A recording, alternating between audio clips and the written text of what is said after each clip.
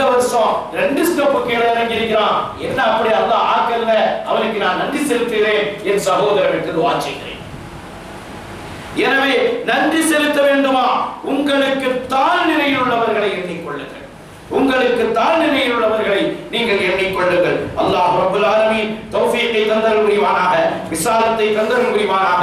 ரப்பல் ஆலமீனை நினைக்கக்கூடிய வாழ்க்கையை நமக்கு தந்தருள் புரிவானாக. அருமையான சகோதரர்களே, ஒரே ஒரு செய்தியை சொல்லி நிறைவுக்கு வந்து விடுகிறேன். அபூபக்கர் சித்தீக் ரலியல்லாஹு அன்ஹு அவர்கள் மிம்பர் படியில் ஏறுகிறார்கள். ஏறி لقد علمتم ما قام به فيكم رسول الله صلى الله عليه وسلم اما اكبر في مقام هذا. நான் இப்ப நிக்கிறேனே இந்த மெம்பர் படியில, அவங்க நின்றது 2வது படியில தான் இருக்காங்க. ஒரு நாள் கூட 3வது படியில யாரே கிடையாது. ஆட்கள் சொல்லுவாங்க சுன்னத்தப்பா சுன்னத்து. சுன்னத்தை விட ஒழுக்கம் பெருசு. கண்மணி நாயகம் நின்ற 3வது படியில் நிற்பதற்கு இந்த அபூபக்கருக்கு தகுதி இல்லை என்றார்களா? 2வது வந்தாங்க உமர் ரலியல்லாஹு அன்ஹு. அவங்க சொன்னாங்க 3வது படியில அறவே உமருக்கு தகுதி இல்லை. 2வது படியில அபூபக்கர் சித்தீக் ரலியல்லாஹு அன்ஹு நின்றாரா? அதிலே இந்த உமருக்கு தகுதி இல்லை. நான் 1வது படியில நின்றேன், அங்க நின்றார். அங்கதான் 2 குத்வா ஓதுனாங்க. ஒழுக்கம் என்பது சுன்னத்தை விட பெரிது. அடுத்தால உஸ்மான் ரலியல்லாஹு அன்ஹு தான் என்ன செய்ய முடியும்? ஒரு படி கீழே தோண்டி உள்ள போயிடணும். அவங்க சொன்னாங்க இனி வழி இல்ல, நான் ஒரு படி கீழே இறங்கிட்டோம்னா அடுத்த வார ஆள் என்ன செய்வார்? 2 படி கீழே இறங்க முடியும். கடையில கொத்துபா ஓதக்கூடியவர் கீழே நிற்பார். மக்கள் எல்லாம் எட்டி எட்டி இப்படி பார்ப்போம். ஏற்கனவே நம்ம சிறுபள்ளியில பார்க்கிறோம். சிறுபள்ளியில பார்ப்போம் இல்லையா? ஒரு கூட்டம் அங்க கொத்துபா ஓத, அங்க இருந்து எட்டி எட்டி பார்க்க, இங்க இருக்கிறாரு போடா போடா நம்ம பேரட்டான். கொத்துபால இது நமக்கு தேவையா? கொத்துபால இது நமக்கு தேவையா? அல்லாஹ் ரப்பல் ஆலமீன் நம்மை பாதுகாப்பாராக.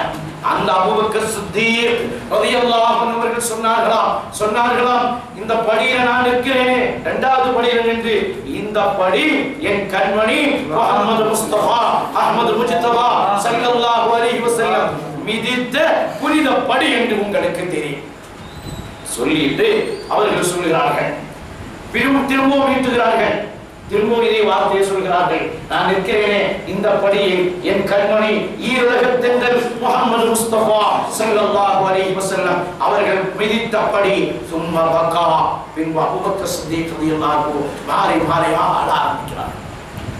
சும்மா ஆலஹா, பின்பு மீண்டும் இதே வார்த்தையை சொல்கிறார்கள். சும்மா பக்கா, பின்பு அழுதார்கள்.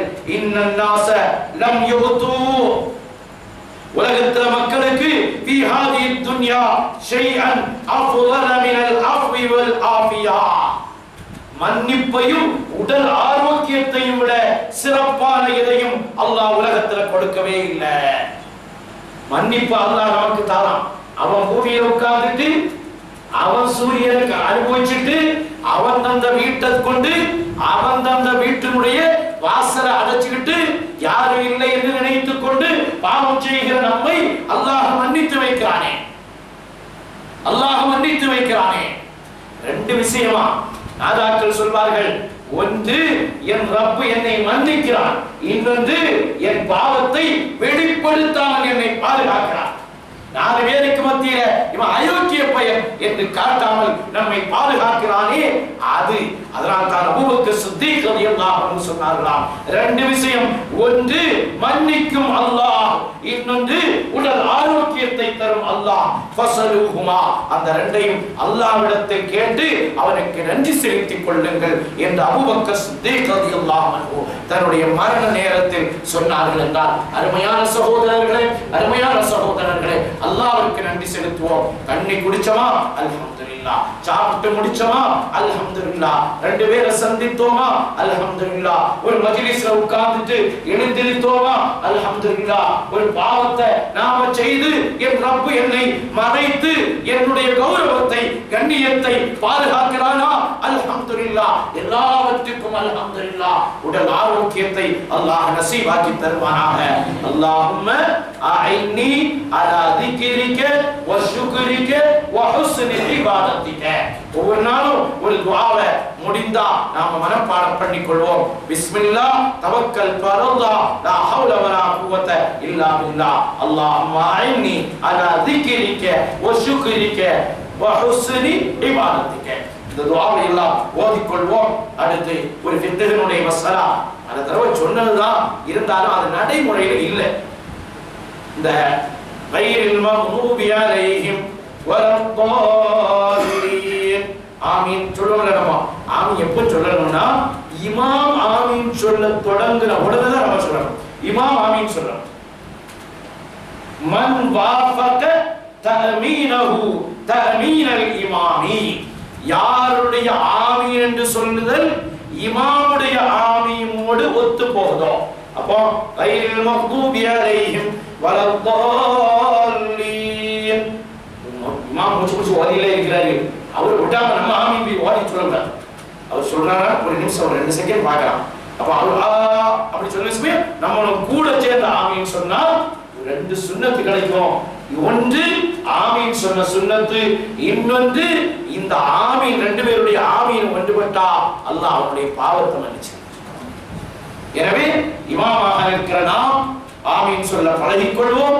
அதை கேட்டு உடனே சேர்ந்து ஆமீன் சொல்வதற்கு நாம் நம்மை பக்குவப்படுத்திக் கொள்வோம். அல்லாஹ் ரப்பல் ஆலமீன் நம்மை ஏற்றுக்கொள்வானாக. அவனுடைய அன்பிற்குரியவர்களாக அல்லாஹ் நம்மை ஆக்குவானாக.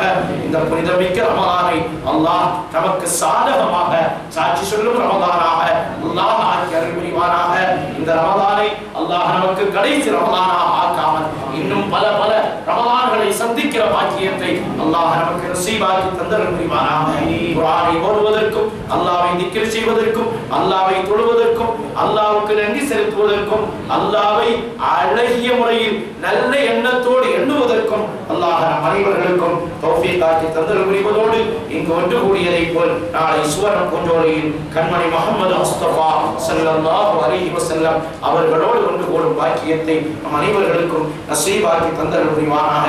பிஹப்பி சய்யிதனா முஹம்மதின் ஸல்லல்லாஹு அலைஹி வஸல்லம் வாஹிரு தஅவானா அல்ஹம்துலில்லாஹி ரப்பில் ஆலமீன். அஸ்ஸலாமு அலைக்கும் வரஹ்மத்துல்லாஹி வபரகாத்துஹு. இன்ட்ரெஸ்ட் ரூபாய்ல இது வந்து முஸ்லிம்களுக்கு கொடுக்கலாமா? இன்ட்ரெஸ்ட் ரூபாய் முஸ்லிம்களுக்கு கொடுக்கலாமா? அதாவது வட்டி பணம் வருது, நமக்கு இப்போ பேங்க் தொடர்பு இல்லாமல் வியாபாரம் செய்ய முடியாது. எல்லா பெரிய வியாபாரம் செய்யக்கூடியவங்க பெரிய அளவுக்கு பேங்க் தொடர்பு, சின்ன அளவு அது ஒரு சாதாரண மனுஷன் கூட நீ பேங்க்ல தான் நீ ஜாபணும்னு வச்சு போடலாம், பணம் எல்லாம் கையில வைக்க கூடாது. அப்ப இன்ட்ரெஸ்ட் வரும். அந்த இன்ட்ரெஸ்ட்டை வாங்கி முஸ்லீம்களுக்கு கொடுக்கலாமா அப்படின்னு கேள்வி கேட்கிறாங்க. நம்ம யாருக்கு கொடுக்கிறோமோ அவங்கள்ட்ட சொல்லணும் இது வட்டி பணம்னு சொல்லணும். அப்ப ஏன் சொல்லணும்னு கேட்டா அவங்க ரொம்ப நிர்பந்தத்துக்கு, அதாவது சில விஷயத்தை விட்டு என்னால வெளியில வர முடியல, வட்டிக்காரன் என்ன கொல்லுறான், இவன் வேற யார்கிட்டயும் போய் வட்டிக்கு பணம் வாங்கிட்டு சாவுறான், அப்படி கடந்து ரொம்ப நிர்பந்தத்துக்கு ஆளாகி இருக்கிறான். அவன் இது நான் வட்டி பணம் வாப்பா, பேங்க்ல உள்ள வட்டி பணம் விருப்பப்பட்டா நான் உனக்கு தாரேன், நீ எடுத்துக்கோ என்று அவனுக்கு கொடுக்கலாம். வாங்கக்கூடியவனோ வீடு கட்டுவதற்காகவோ, தயவு செய்து சொல்றேன், வீடு கட்டுவதற்காகவோ நல்ல விஷயத்திற்காகவோ அதை தயவு செய்து பயன்படுத்தாதீங்க.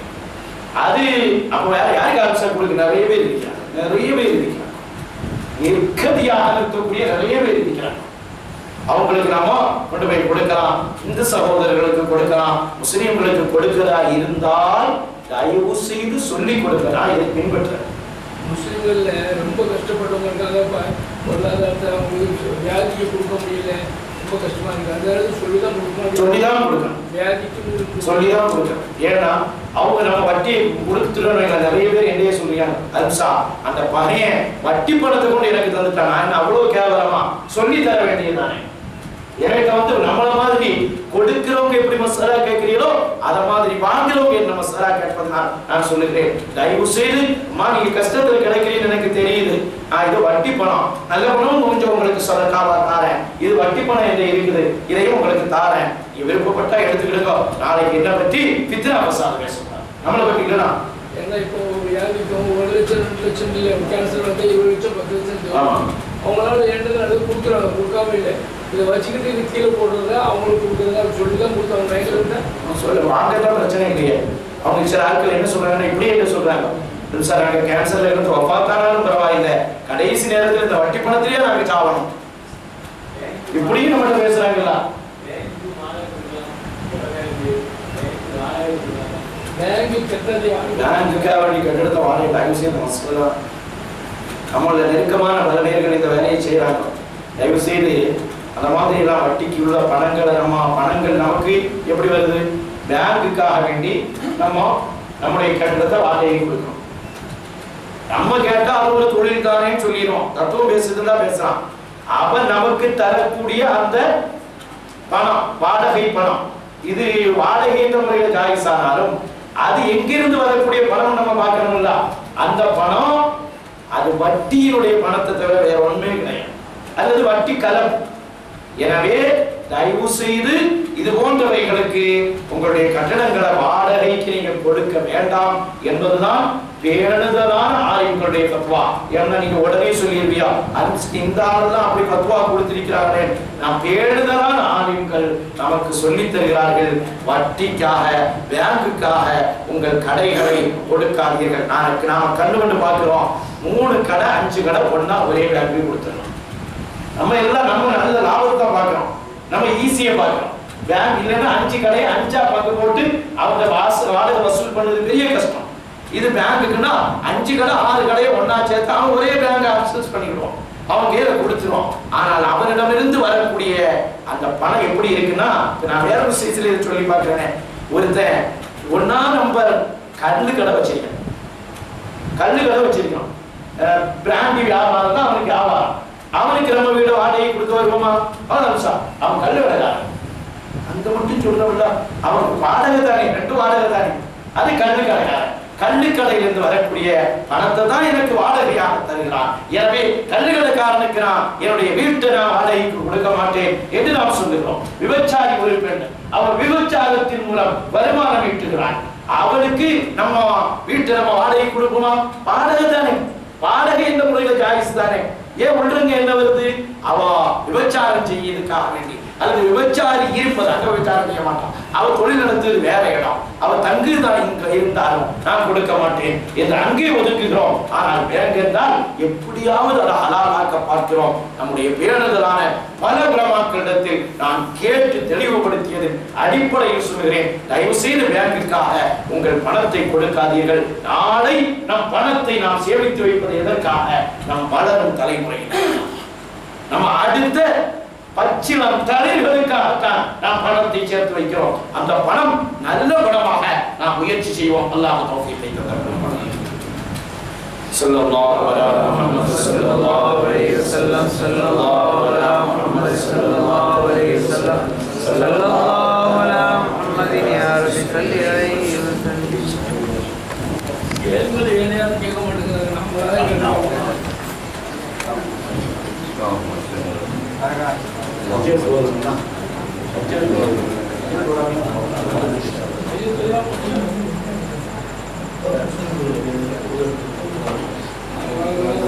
வாங்க